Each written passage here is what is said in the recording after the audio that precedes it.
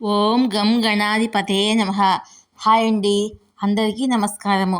మనం ఈరోజు ఈ వీడియోలో మాఘ పౌర్ణమ విశిష్టత గురించి తెలుసుకుందాం. ఈ వీడియో కనుక మీకు నచ్చినట్లయితే లైక్ చేయండి, షేర్ చేయండి, సబ్స్క్రైబ్ చేసుకోండి. ఈ వీడియో లాస్ట్ వరకు స్కిప్ చేయకుండా చూడండి. ఇలా చేయడం వల్ల ఈ వీడియో మరికొంతమందికి రీచ్ అవుతుంది. ప్లీజ్ సబ్స్క్రైబ్ మీ, సపోర్ట్ మీ. మాఘ పౌర్ణమ విశిష్టత. చైత్రం నుంచి 12 మాసాలకు ఏదో ఒక ప్రత్యేకత ఉంది. కార్తీక మాసము దీపాలకు, దీపారాధనలకు ప్రసిద్ధి. మాఘమాసము పవిత్ర స్నానాలకు ప్రసిద్ధి. మా అఘం అంటే పాపం ఇవ్వనిది అని అర్థము. కనుకనే మాఘమాసం అయింది. ఈ మాఘమాసమునందు సూర్యోదయమునకు పూర్వమే అనగా బ్రహ్మీ ముహూర్తం నుంచి జలములన్నీయు బ్రహ్మహత్య, సురాపానము వంటి మహాపాతకములను పోగొట్టి మానవులను పవిత్రులుగా చేయుటకు సంసిద్ధంగా ఉండును అని అర్థము. అందుకే మాఘమాసం నెల రోజులు పవిత్ర స్నానాలు చేయాలని మన ఋషులు మన పురాణాల్లో చెప్పారు. మాఘమాసానికి ఎన్నో ప్రత్యేకతలున్నాయి. ఈ మాసానికి పరిపోషకుడు మాధవుడు. మా అంటే మహాలక్ష్మి, ధనుడు అంటే భర్త, మాధవుడు అంటే లక్ష్మీదేవికి భర్త అని అర్థము. అందుకే శ్రీ మహాలక్ష్మి కూడా ఈ మాసాన్ని ఎంతగానో ఇష్టపడుతుంది. లక్ష్మీనారాయణులకు ప్రీతికరమైన మాసం కనుక శ్రీ వైష్ణవులకు ఈ మాఘమాసము ఎంతో ప్రధానమైంది. విద్యాది దేవత వాగ్దేవి, జ్ఞానప్రదాయిని అయిన సరస్వతీదేవి ఈ మాఘమాసములోనే శుద్ధ పంచమి నాడు జన్మించింది. అందుకే మాఘశుద్ధ పంచమిని శ్రీ పంచమి అని అంటారు. శ్రీ అంటే లక్ష్మీదేవి అనే కదా మనందరి అభిప్రాయము. శుద్ధలక్ష్మి, మోక్షలక్ష్మి, జయలక్ష్మి సరస్వతే, శ్రీలక్ష్మీ వరలక్ష్మిచ్చ ప్రసన్న మమ సర్వదా. మానవులకు అవసరమైన 6 సంపదల్లోనూ విద్యా సంపద ఒకటి. కనుకనే శ్రీ మహాలక్ష్మి శ్రీ పంచమి నాడు సరస్వతీదేవి రూపంలో భాసిస్తుంది. ఈ రోజునే తల్లిదండ్రులు తమ పిల్లలకు అక్షరాభ్యాసం జరిపిస్తారు. ఈ మాఘమాసంలోనే ఆరోగ్య ప్రదాత అయిన సూర్యుడు సప్తమి తిథి నాడు జన్మించాడు. అందుకే మాఘశుద్ధ సప్తమి రథసప్తమి పర్వదినం అయింది. లయకారకుడైన పరమేశ్వరుడు లింగాకారంలో ఉద్భవించి మాఘ బహుళ చతుర్దశిని శివరాత్రి పర్వదినం జరుపుకుంటాము. విష్ణు సహస్రనామ స్తోత్రాన్ని సర్వ మానవాళికి అందించిన భీష్మ పితామహుడు ఈ మాఘశుద్ధ అష్టమి నాడు పరంపదం చేరి మాఘశుద్ధ ఏకాదశి, భీష్మ ఏకాదశి పర్వదినము చేశారు. త్రిమాతాచార్యుల్లో ఒకరైన మధ్వాచార్యుడు ఈ మాఘశుద్ధ నవమి నాడు వైకుంఠ ప్రాప్తి పొందారు. ఈ రోజున ఉడిపి కృష్ణుని మనం చూడగలుగుతున్నామంటే అందుకు మధ్వాచార్యుని కరుణా కటాక్షమే కారణము. అందుకే మాఘశుద్ధ నవమిని మధ్వనవమిగా పాటిస్తూ ఉడిపి క్షేత్రంలో ఎంతో కోలాహలంగా కృష్ణునికి విశేషమైన ఉత్సవాలు, వేడుకలు చేస్తారు. జ్యోతిష్ శాస్త్రం ప్రకారము ఈ మాసాన్ని కేతువు పరిపాలిస్తూ ఉంటాడు.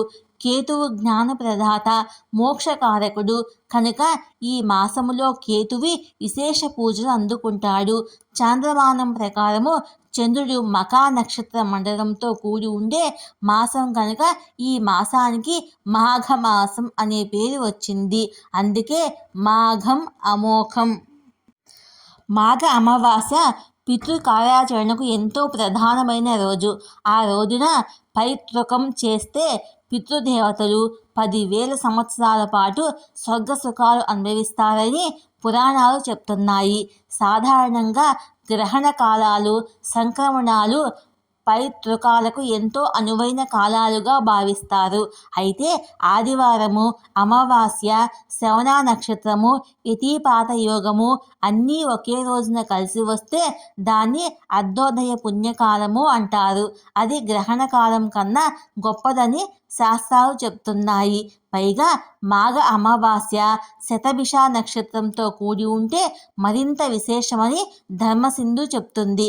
కనుక ఈ మాఘ అమావాస్య నాడు పితృదేవతలను స్మరిస్తే పుత్ర ధర్మాన్ని నిర్వర్తించిన వారమవుతాము. మాఘమాసము స్నానాలకు ప్రసిద్ధి అని చెప్పుకున్నాం కదా. నిజానికి మకర సంక్రమణం జరిగిన మొదలు కుంభ సంక్రమణం జరిగే వరకు మధ్య ఉండే మధ్యకాలమే మాఘమాసము.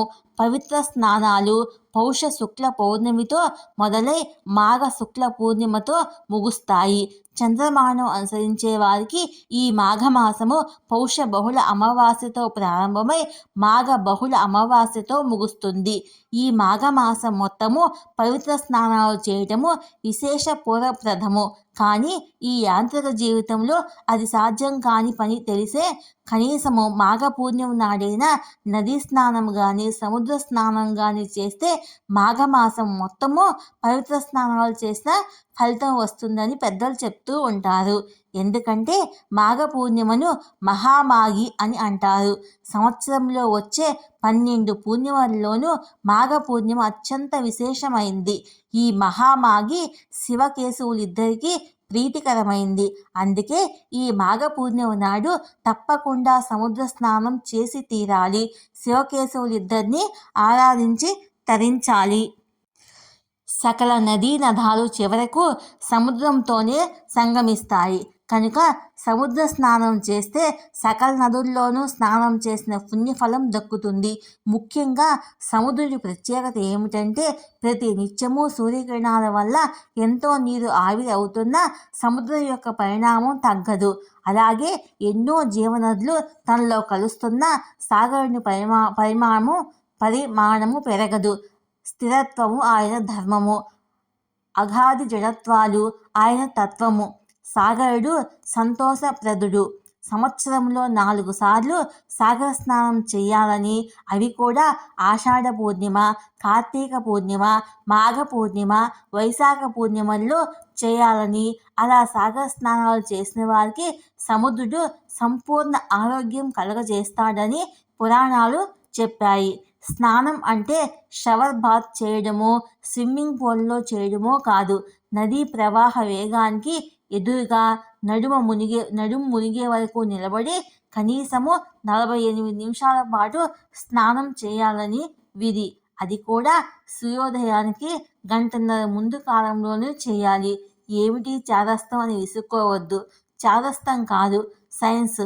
నీటిలో విద్యుత్ శక్తి ఉందని సైన్స్ చెప్తుంది.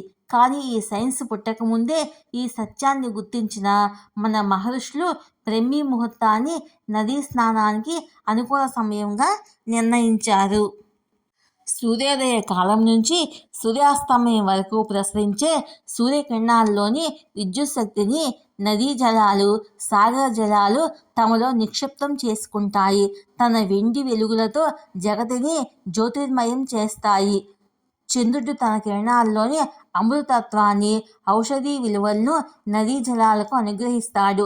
నీటిలో ఉండే ఈ అద్భుత శక్తులు తిరిగి సూర్యకిరణాలకు పరావర్తనం చెంది అంతరించిపోతాయి. అందుకే సూర్యోదయానికి పూర్వమే స్నానం పూర్తి చేయాలనే నియమాన్ని విధించారు పెద్దలు. మరి నడుం మునిగే వరకు ఎందుకు? నదీ ప్రవాహ వేగానికి ఎదురుగా ఎందుకు నిలబడాలి అన్న సందేహం రావచ్చు. గర్భస్థ శిశువుగా ఉన్న పిండానికి నాభీనాళం ద్వారానే జీవశక్తులు అందుతాయన్నది ఎవరూ కాదనలేని సత్యము. సాగర నదీ జలాలలో నిక్షిప్తమై ఉన్న సౌరశక్తి, సోమశక్తులు ఈ నాభి నుంచి శరీరం గ్రహిస్తుంది. అందుకే నాభి మునిగే వరకు నదిలో నిలబడి స్నానం చేయాలి.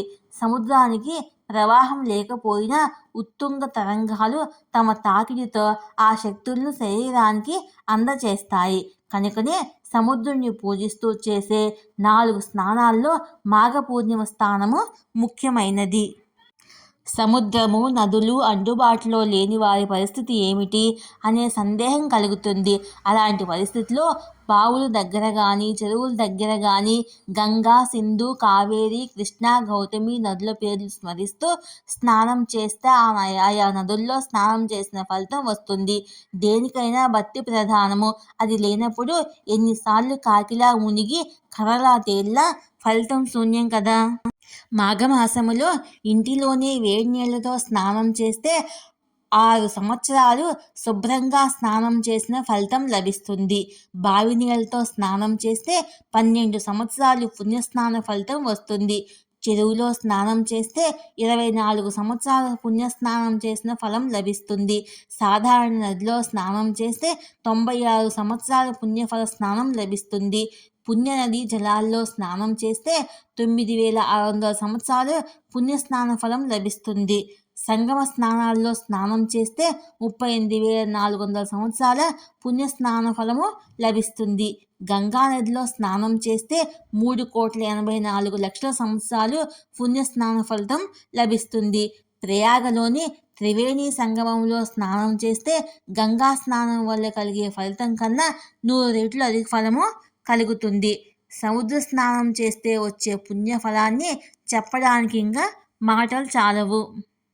ఈ మాఘమాసం మొత్తము పవిత్ర స్నానాలు చేయడానికి వీలు కుదరకపోతే మాఘమాసం చివరి 3 రోజులైన పవిత్ర స్నానాలు చేస్తే మంచి ఫలాన్ని పొందవచ్చు. చివరి 3 స్నానాలను అంత్య పుష్కరిణి స్నానాలు అంటారు. సాధారణ స్నానము శరీర మలినాన్ని పోగొడితే మాఘమాసం మనసులోని మాలిన్యాన్ని పోగొట్టి మాధవునికి సన్నిధికి మనల్ని దగ్గర చేస్తుంది. దుఃఖములు దారిద్ర్యం నశించుటకు పాపక్షయమగుటకు శ్రీ విష్ణు ప్రీతి పూర్వకంగా ఈ పవిత్ర మాఘస్నానం చేయుచున్నాను కనుక ఓ గోవింద, అచ్యుత, మాధవ ఈ స్నానమునకు యథోక్త ఫలము అనుగ్రహించు అని మనము స్నానం చేసేటప్పుడు ఆ విష్ణు భగవాన్ని ప్రార్థించాలి. ఓ పరంజ్యోతి స్వరూపుడా, నీ తేజస్సుసే నా పాపములు సర్వము 1000 తునాతునకులవుగాక, వ్రక్కలై ఈ జలములందు బడి నశించుగాక అని అర్థము. ఈ విధంగా మాఘస్నానం చేసిన తర్వాత పితృతర్పణాది నిత్యకర్మలు పూర్తి చేసుకొని ఇష్టదైవాన్ని ఆరాధించాలి. ఆ తర్వాత దాన ధర్మాలు చేయాలి. వస్త్రములు, కంబళములు, పాదరక్షలు, గొడుగు, తైలము, నెయ్యి, తిలపూర్ణ ఘటము, బంగారము, అన్నము మొదలైనవి దానం చేస్తే మహాపుణ్య ఫలం లభిస్తుంది.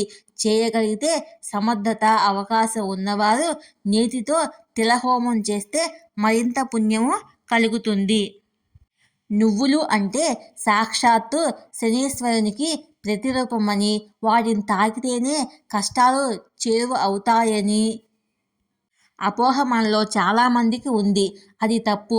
శ్రీ మహావిష్ణువు స్వేద బిందువులే తిలలు అనగా నువ్వులు. తిలలు సాక్షాత్తు విశ్వస్వరూపాలు. ఇవి ఈశ్వర ప్రతీకాలు.